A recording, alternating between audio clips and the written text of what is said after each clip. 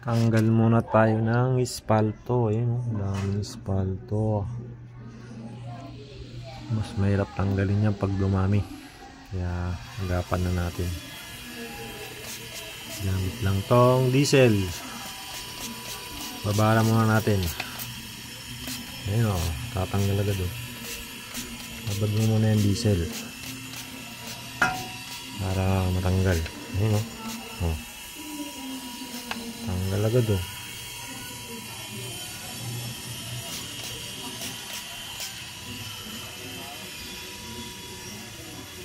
Babad mo muna ng mga ilang segundo, saka mo kiskisin. Ayan.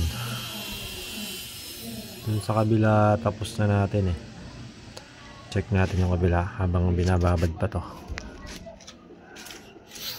Check natin yung kabila kasi wala tayong schedule ngayon. Ayan o. Diba? Kinis na niya. Wala nang espalto. Mas mahirap kasing tanggalin pag marami na, kaya pag ganitong wala akong ginagawa, inaagapan ko. Tapos tinitignan ko na rin yung mga parts kung may mga tama-tama na para maagapan. So far so good naman, wala pa. Ayan o. Kaya pag wala kang ginagawa, yan, para maganda sa mata, linis kahit nasa loob ng gulong natin itong binabad natin kung ano na. Ayan o, natatanggal na siya o.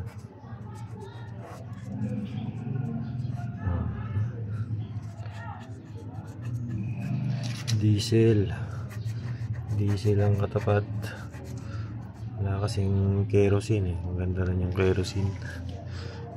Diesel. Ayun o. Sinadjust ng tropa natin. Diesel. Ayan o. All goods. Pero dito lang.